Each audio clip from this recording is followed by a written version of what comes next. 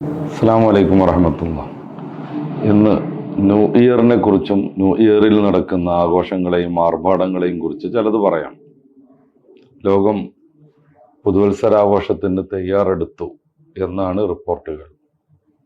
പല രാജ്യങ്ങളിലെയും കാഴ്ച വസ്തുക്കളൊക്കെ ഒരുക്കി കഴിഞ്ഞു.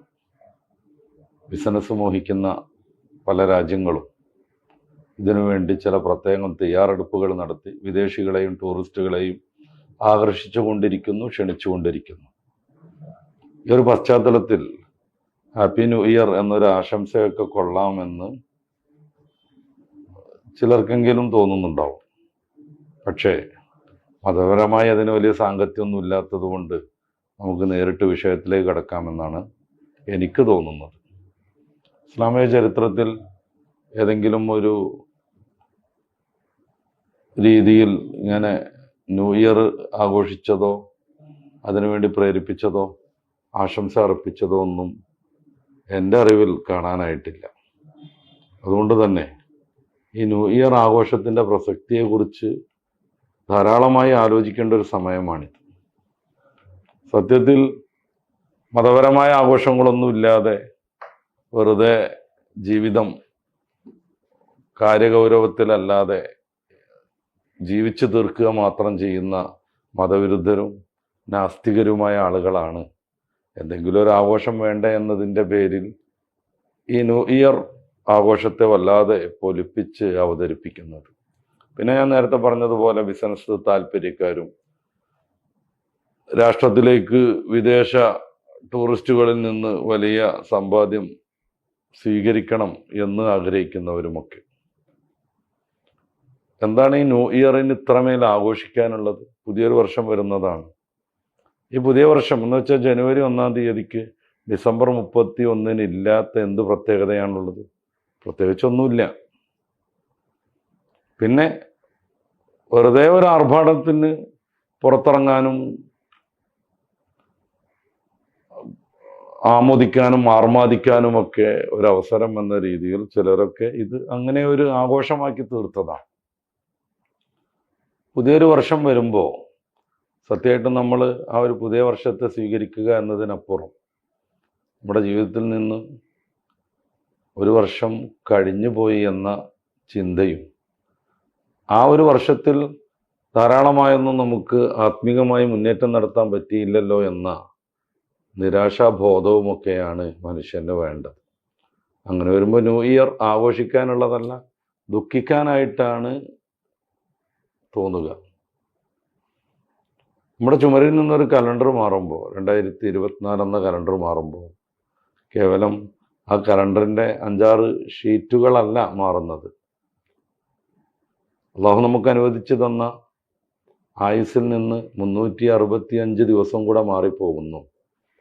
ഈ ഒരു ബോധം ന്യൂ ഇയർ കൊണ്ടുണ്ടാകുമെങ്കിൽ ന്യൂ ഇയറിനെ ആ ഒരു അർത്ഥത്തിൽ നമുക്ക് കാര്യമായിട്ട് പരിഗണിക്കാം. അതല്ലാതെ അള്ളാഹു ഒരു ഭാഗ്യമായി അനുവദിച്ചു തന്ന ആയുസ് തുലച്ചു കളയാൻ ഈ ഒരു ദിവസത്തെ കൂടി ഉപയോഗപ്പെടുത്തുകയാണെങ്കിൽ ന്യൂ ഇയർ ആഘോഷം തീർച്ചയായിട്ടും മനുഷ്യനെ സംബന്ധിച്ചിടത്തോളം ഉപേക്ഷിക്കേണ്ടതാണ്, ഒരിക്കലും അതിൽ പങ്കുചേരാൻ പാടില്ലാത്തതുമാണ്. ഇസ്ലാം മുന്നോട്ട് വെക്കുന്ന ഒരു ജീവിത വീക്ഷണമുണ്ട്. അത് ഈ ലോകത്തെ പരമമായി മനസ്സിലാക്കി ലഭ്യമായ ജീവിതം എങ്ങനെയെങ്കിലുമൊക്കെ അടിച്ച് പൊളിച്ച് തീർക്കണം എന്നല്ല.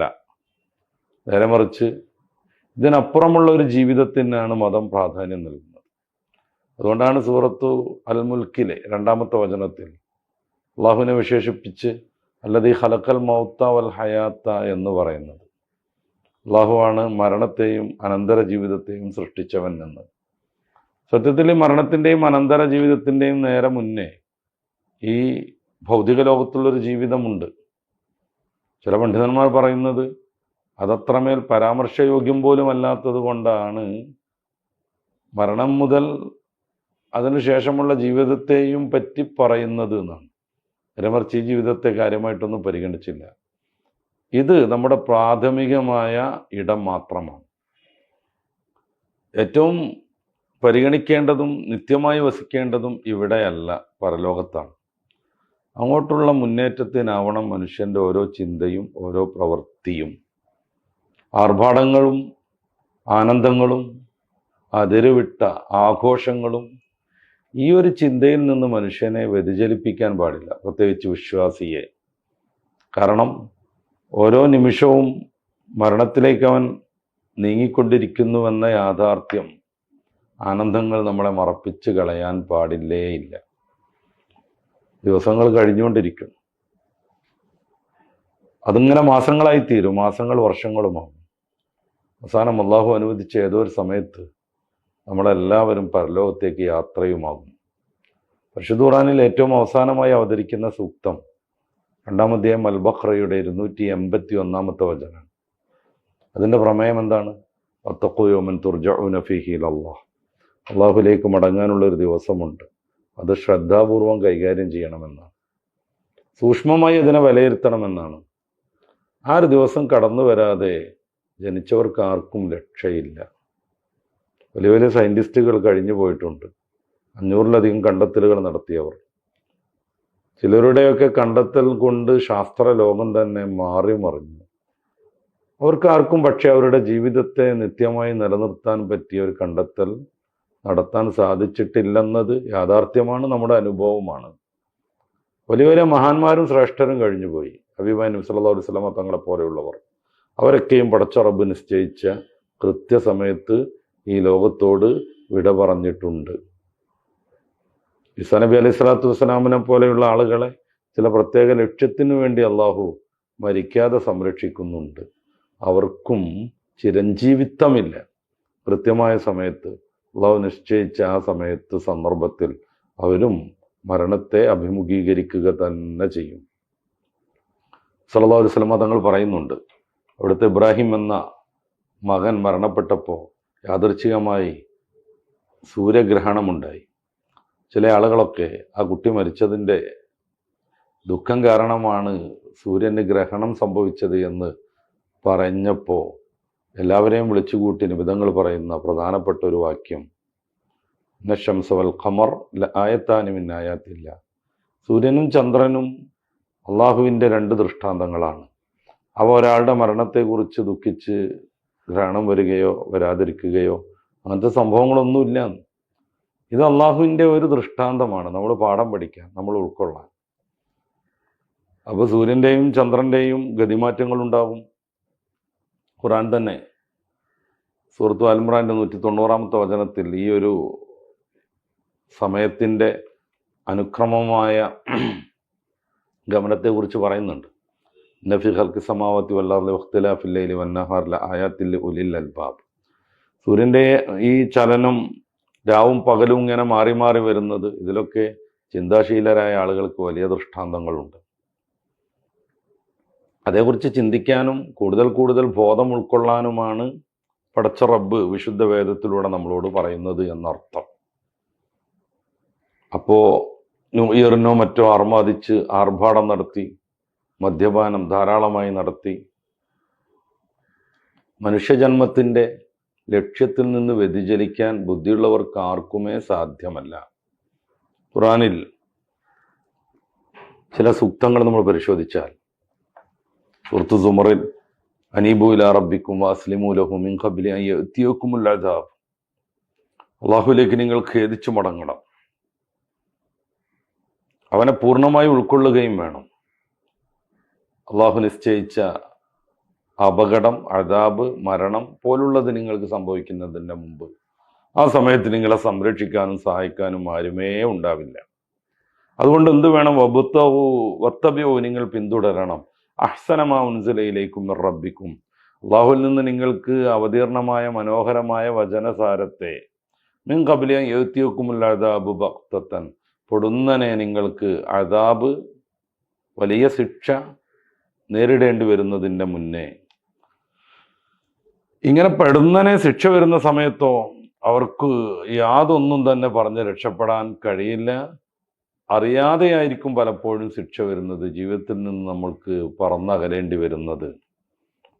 ആ ഒരു സന്ദർഭത്തെയും ഖുർആൻ തുടർന്ന് വിശദീകരിക്കുന്നുണ്ട്. അൻ തഖൂല നഫ്സുൻ യാ ഹസ്റത അലാ മാ ഫറത്തു ഫീ ജംബില്ലാ.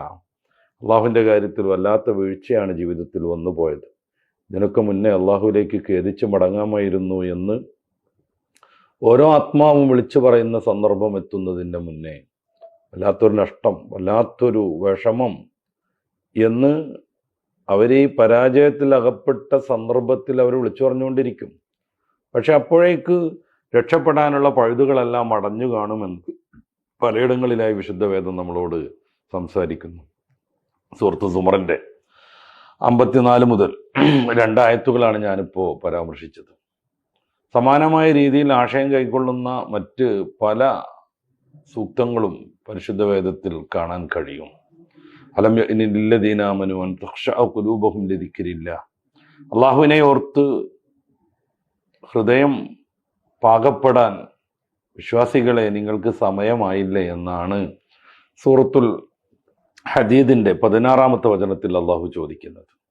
അള്ളാഹുവിനെ ഓർത്ത്, അള്ളാഹുവിൻ്റെ ദൃഷ്ടാന്തങ്ങൾ കണ്ട്, പ്രകൃതിയിലെ മാറ്റങ്ങൾ അനുഭവിച്ച്, നമ്മുടെ കൂട്ടുകാരായ പലരും നമ്മോട് യാത്ര പോലും ചോദിക്കാതെ അന്ത്യയാത്ര പോയ ആ ഒരു അനുഭവം പലപ്പോഴും നേരിട്ടുണ്ടായിട്ടും ഇതിൽ നിന്നൊന്നും പാഠം ഉൾക്കൊണ്ട് നാളേക്ക് വേണ്ടി തയ്യാറെടുപ്പ് നടത്താൻ നിങ്ങൾക്ക് സമയമായില്ലേ എന്ന് അള്ളാഹു ചോദിക്കുന്നുണ്ട്. നമ്മൾ ആലോചിക്കുക, നമ്മുടെ ഈ നിഅമത്തും അനുഗ്രഹങ്ങളും നമ്മൾ അനുഭവിച്ചുകൊണ്ടിരിക്കുന്ന സന്തോഷങ്ങളും ആനന്ദങ്ങളും എല്ലാം പടച്ച റബ്ബിൽ നിന്ന് ലഭ്യമാകുന്നതാണ്. അവൻ വിചാരിച്ചു കഴിഞ്ഞാൽ നമുക്ക് നിത്യമായി പകലിൽ സഹിക്കേണ്ടി വരും.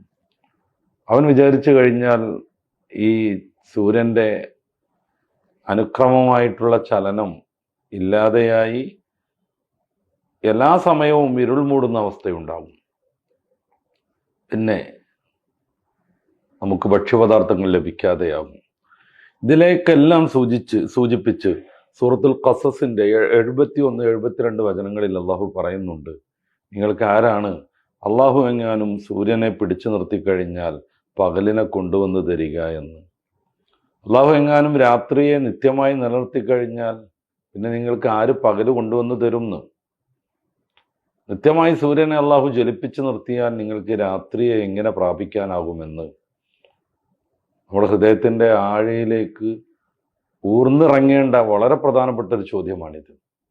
അങ്ങനെ ഓരോന്നും നമ്മുടെ ആയുസ് അള്ളാഹു ചുരുക്കിയാൽ, നമ്മുടെ ആരോഗ്യം അള്ളാഹു എടുത്തു കളഞ്ഞാൽ, നമ്മുടെ സമ്പത്ത്, നമ്മുടെ മറ്റ് അനുഗ്രഹങ്ങൾ പടച്ച റബ്ബ് വേണ്ടെന്ന് വെച്ചാൽ അതൊക്കെ തിരികെ കൊണ്ടുവന്ന് തരാൻ ആരുണ്ടെന്ന് അള്ളാഹുവിൻ്റെ ചോദ്യം ആരെങ്കിലും ഉണ്ടെങ്കിൽ ഉത്തരം പറയാൻ വേണ്ടിയല്ല, ആരുമില്ലെന്ന് നമ്മളെ ബോധ്യപ്പെടുത്താൻ വേണ്ടിയാണ്.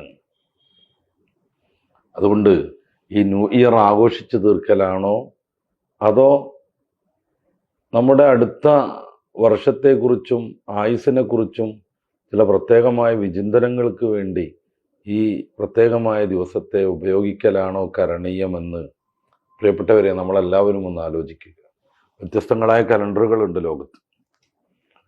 യേശുവിൻ്റെയും 2000 വർഷം മുന്നേ മുതൽ ചില ബാബിലോണിയൻ ഗോത്രങ്ങളിലൊക്കെ ന്യൂ ഇയർ ആഘോഷിച്ചിട്ടുണ്ടെന്ന് ചില റിപ്പോർട്ടുകളിൽ നമുക്ക് വായിക്കാൻ പറ്റും.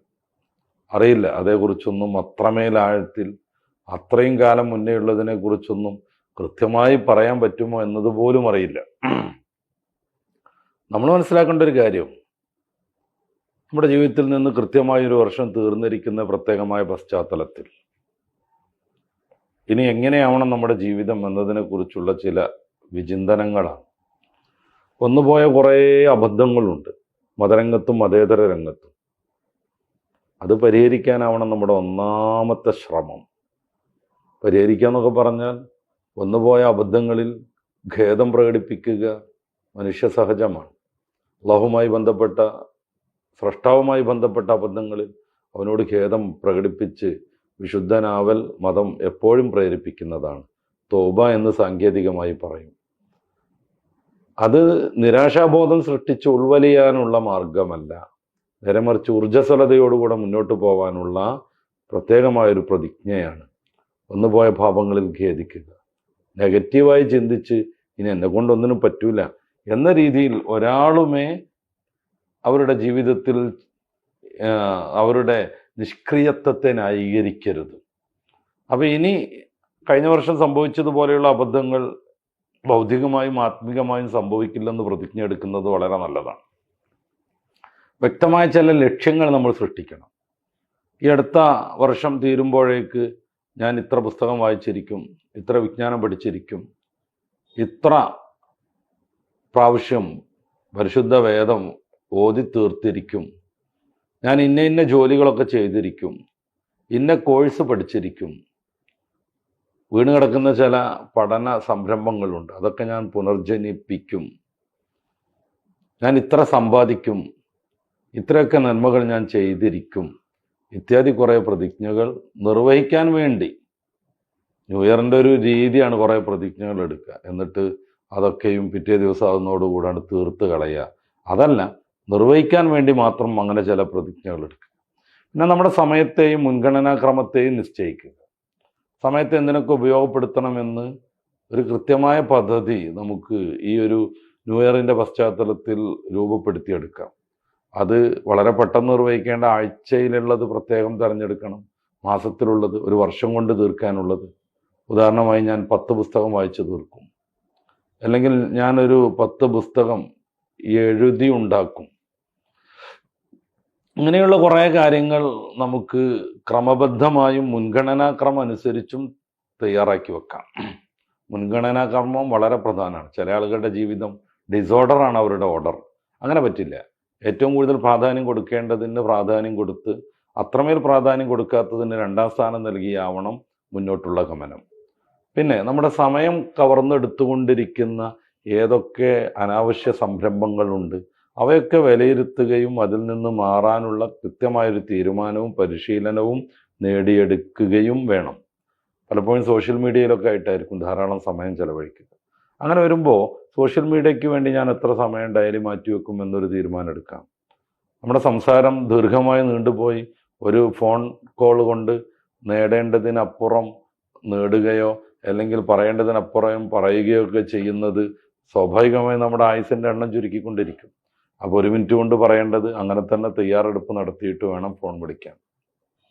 പറഞ്ഞങ്ങനെ ഇരിക്കാൻ നമുക്ക് കുറേയേറെ സമയം പടച്ചറബ് അനുവദിച്ചിട്ടുണ്ടെങ്കിൽ കൊള്ളാം. പക്ഷേ അതേക്കുറിച്ച് നമുക്കൊന്നും ഒരു ധാരണയും ഒരു ഊഹവും ഇല്ല. അപ്രകാരം തന്നെ ആരോഗ്യത്തെയും മനസ്സിനെയും സംരക്ഷിക്കാനുള്ള ചില ശ്രമങ്ങൾ ഉണ്ടാകുമെന്ന് നമുക്ക് തീരുമാനിക്കാം. പലപ്പോഴും ഈ രോഗങ്ങൾ കൊണ്ട് മനുഷ്യർ ബുദ്ധിമുട്ടുന്നുണ്ട്. സാംക്രമിക രോഗങ്ങൾ പടർന്നു പിടിക്കുന്നുണ്ട്. അപ്രകാരം ജീവിതശൈലി രോഗങ്ങളുണ്ട്. അപ്പോൾ ഇനിയുള്ള വർഷങ്ങളിൽ ഞാൻ കൃത്യമായി തൻ്റെ ആരോഗ്യം സംരക്ഷിക്കാൻ ഇന്നതൊക്കെ ചെയ്യും. ചിലപ്പോൾ വല്ല മെഡിസിൻ ഉപയോഗിക്കേണ്ടി വരും. ആയുർവേദ വൈദ്യശാസ്ത്രം പ്രകാരം ചിന്തിക്കുന്ന ആളുകൾക്ക് ചില എണ്ണയും തൈലമൊക്കെ ഉപയോഗിക്കേണ്ടി വരും. അതിനൊക്കെ അതിൻ്റെതായ വിദഗ്ധരെ കണ്ട് ഞാൻ എൻ്റെ ശരീരത്തെ സംരക്ഷിക്കാൻ, കാരണം എങ്കിലേ നമുക്ക് അധ്വാനിക്കാൻ പറ്റൂ, എങ്കിലേ നമുക്ക് ആരാധന ചെയ്യാൻ പറ്റൂ, എങ്കിലേ നമുക്ക് സാമൂഹിക പ്രവർത്തനം നടത്താൻ പറ്റൂ. കൃത്യമായി ഇത്ര സമയം ഞാൻ വ്യായാമം ചെയ്യാൻ, എക്സസൈസ് ചെയ്യാൻ മാറ്റിവെക്കും. ഇങ്ങനെയുള്ള ചില പ്രവർത്തനങ്ങൾ എടുക്കാം. സാമൂഹിക ബന്ധം നിർവഹിക്കാൻ വേണ്ടി ഞാൻ ഇന്ന കാര്യങ്ങളൊക്കെ ചെയ്യും എന്ന് വേണമെങ്കിൽ നമുക്ക് തീരുമാനിക്കാം. സാമൂഹിക ബന്ധം വളരെ പ്രധാനമാണ്, കുടുംബബന്ധം വളരെ പ്രധാനമാണ്. ഇനിയുള്ള വർഷങ്ങളിൽ ഞാൻ ഇത്രയൊക്കെ അതിനു വേണ്ടി സമയം ചെലവഴിക്കും എന്ന് നമുക്ക് തീരുമാനിക്കാം. വളരെ പ്രാധാന്യത്തോടുകൂടി നമ്മൾ ചെയ്യേണ്ടത് പോസിറ്റീവായി ചിന്തിക്കാനുള്ളൊരു ശൈലി ഉണ്ടാക്കുക എന്നുള്ളതാണ്. പലപ്പോഴും അബദ്ധങ്ങൾ വരും, നഷ്ടങ്ങളുണ്ടാവും, പ്രയാസങ്ങളുണ്ടാകും. ആ സമയത്തൊക്കെ ജീവിതം തീർന്നുവെന്ന് മനസ്സിലാക്കി പലപ്പോഴും ആത്മഹത്യയിലേക്കും മറ്റും പോകുന്ന പ്രവണതകളുണ്ട്. ഒരിക്കലും അത് വരില്ലെന്നും എന്നെ സംരക്ഷിക്കുന്ന റബ്ബ്, എനിക്ക് അന്നം നൽകിയ റബ്ബ്, ഇതുവരെയും ഇത്തിരി പോലും മുടക്കാതെ ഓക്സിജൻ നൽകിയ റബ്ബ് ഇനിയും എൻ്റെ കൂടെ ഉണ്ടാകുമെന്ന വിചാരം വിശ്വാസിയെ മുന്നോട്ട് നയിക്കണം. ഇത്തരം നല്ല പ്രതിജ്ഞകളൊക്കെ എടുത്ത് നമ്മുടെ ജീവിതത്തിന് ഒരു പുതുക്കം പ്രാപിക്കാൻ വേണ്ടിയാണ് നമ്മുടെ ന്യൂ ഇയർ ചിന്തകൾ ഉപയോഗപ്പെടുത്തുന്നതെങ്കിൽ അത് ഭൗതികമായും ആത്മികമായും നമുക്ക് വളരെ ഉപകാരം ചെയ്യും. സത്യത്തിൽ സംഭവിക്കുന്നത് കൂത്താട്ടമാണ്. ഡിസംബർ 31 വൈകുന്നേരമൊക്കെ ആകുന്നതോടുകൂടെ എല്ലാ മദ്യശാലകളും സജീവമാകുന്നു, എല്ലാ തെരുവുകളും മദ്യപന്മാർ കീഴടക്കുന്നു, റോഡുകൾ ബ്ലോക്കാകുന്നു. പലരും അതുകൊണ്ടുള്ള പല അനർത്ഥങ്ങളും സഹിക്കേണ്ടി വരുന്നു. 2 ദിവസം കഴിയുമ്പോൾ ബിവറേജസ് കോർപ്പറേഷൻ്റെ കണക്ക് വരുന്നു, ഏറ്റവും കൂടുതൽ റെക്കോർഡ് മദ്യവിൽപ്പന നടന്നുവെന്ന്. മദ്യത്തിൽ കൊല്ലാനും മുക്കിക്കൊല്ലാനും മദ്യം കൊടുത്ത് ആരോഗ്യവും മാനസികാവസ്ഥയും നശിപ്പിക്കാനും ഇത്തരം അവസരങ്ങളിൽ വളരെയേറെ മദ്യം ഇറക്കുമതി ചെയ്ത് ഔദ്യോഗികമായിട്ട് തന്നെ ഗവൺമെൻറ്റും മറ്റും സഹായവും ചെയ്യുന്നു. ഇത് മതവിരുദ്ധമാണ്. എല്ലാ ലഹരി പദാർത്ഥങ്ങളും പരിശുദ്ധ ഇസ്ലാം നിഷിദ്ധമാക്കിയതാണ്. എന്നല്ല, മദ്യം എല്ലാ തിന്മകളുടെയും മാതാവ് എന്ന് നബി സല്ലല്ലാഹു അലൈഹി വസല്ലം നമ്മളോട് പറഞ്ഞതുമാണ്. പ്രിയപ്പെട്ട സഹോദരന്മാരെ, ജീവിതത്തിന് വലിയ മൂല്യമുണ്ട്. ഓരോ സമയത്തിനും വലിയ പ്രാധാന്യമുണ്ട്.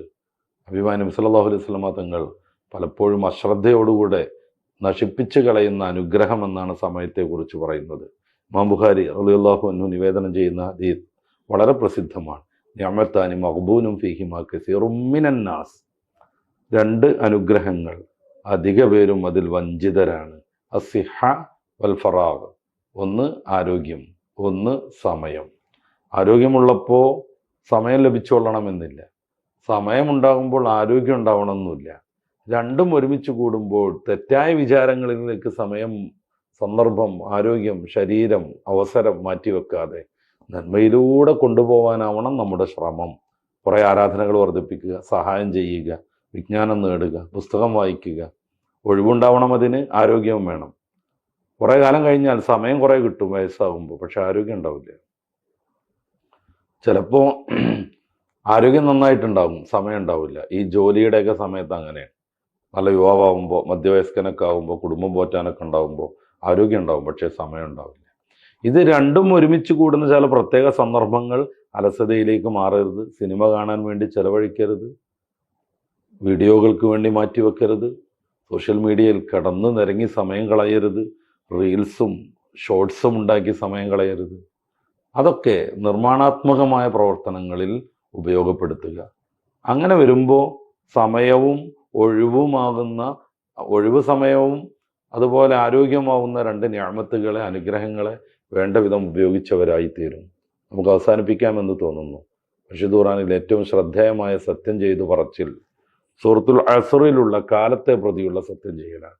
വല്ലസ്ർ ഇന്നൽ ഇൻസാന ലഫീ ഖുസ്ർ. കാലമാണ് സത്യം, മാനവർ പൊതുവെ നഷ്ടത്തിലാണ്. എന്താ, സത്യത്തിന് വേണ്ടി പല സംഗതികളും ഉപയോഗപ്പെടുത്തിയ ഖുർആൻ ഇവിടെ വെച്ച് അസ്ർ, കാലത്തെ പ്രതി സത്യം ചെയ്യുന്നത്. കാലം, സമയത്തിൻ്റെ പ്രവാഹം, അത് ഈ പ്രപഞ്ചത്തിൻ്റെ ഉൽപ്പത്തി മുതലുള്ള ഒരു യാഥാർത്ഥ്യമാണ്. പ്രപഞ്ചത്തിൻ്റെ ഉൽപ്പത്തി മുതൽ മാനവൻ്റെ സൃഷ്ടിപ്പ് മുതൽ ഇങ്ങോട്ടുള്ള ഓരോ നിമിഷവും ആ നിമിഷങ്ങളിൽ നടക്കുന്ന ഓരോ പ്രവർത്തനങ്ങളെയും കൃത്യമായി കണ്ടവരും അറിഞ്ഞവരുമാണ് വലിയ വലിയ ചക്രവർത്തിമാർ, ആരോഗ്യമുള്ളവർ, സമ്പത്തുള്ളവർ. എല്ലാം നശിപ്പിച്ചിട്ടേച്ച് പോയത്, തകർന്ന് തരിപ്പണമായത്, അവരുടെ സാമ്രാജ്യം ഇല്ലാതെയായത്, അവരുടെ അഹങ്കാരം തീരെ തീരെ തീരെ തന്നെ വിജയിക്കാതെ പോയത് എല്ലാം കാലത്തിനറിയാം. അതേസമയത്ത് പാവപ്പെട്ട ആളുകൾ വിനയം കൊണ്ട് വിജയത്തിൻ്റെ ഗിരിശൃംഗങ്ങളിലേക്ക് എത്തിയതും സമയത്തിനറിയാം. ഇതെല്ലാം കണ്ട കാലത്തെ മുൻനിർത്തിയാണ് ഇവിടെ സത്യം ചെയ്യുന്നത്. അതുകൊണ്ടാണ് പല മുഫസ്സിരീങ്ങളും പറയുന്നത് ഖുർആനിലെ ഏറ്റവും ശ്രദ്ധേയമായ സത്യം ചെയ്തു പറച്ചിൽ വൽ അസ്ർ, കാലമാണ് സത്യം എന്നതാണെന്ന്. കാലം ഒരു യാഥാർത്ഥ്യമാണ്. അത് നമ്മെ ആരെയും കാത്തു നിൽക്കാതെ മുന്നോട്ട് പോയിക്കൊണ്ടേയിരിക്കും. ഓരോ നിമിഷവും ഖബറിലേക്ക് നമ്മൾ അടുത്തുകൊണ്ടേയിരിക്കുന്നു, മരണത്തേക്ക് അടുത്തുകൊണ്ടേയിരിക്കുന്നു. വിശ്വാസിക്ക് നേരത്തെ സൂചിപ്പിച്ചതുപോലെ ഈ ജീവിതമല്ല പ്രധാനം, പരലോകത്തുള്ള അമേയമായ ജീവിതമാണ്, സർവാനുഗ്രഹങ്ങളുടെയും പറുദീസയായ സ്വർഗമാണ്. അവിടെ ആസ്വദിക്കാനാവുന്ന പരമാനന്ദമാണ്, പടച്ച റബ്ബിനോടുള്ള ദിവ്യമായ ദർശനമാണ്. അതിനൊക്കെ വേണ്ടി ഈ ജീവിതത്തെ ക്രമീകരിക്കാനും വേണ്ട വിധം സൂക്ഷ്മതയോടുകൂടെ ശ്രദ്ധാപൂർവം ഉപയോഗപ്പെടുത്താനും നമുക്കാവണം. അതിനുള്ള പ്രചോദനമാവട്ടെ മാറി മാറി വരുന്ന ഓരോ മാസവും വർഷവും ആ ചിന്ത വഴി നന്മയിലേക്ക് എത്തിച്ചേരാൻ നമുക്കൊക്കെ സാധ്യമാകട്ടെ. അള്ളാഹു അനുഗ്രഹിക്കട്ടെ.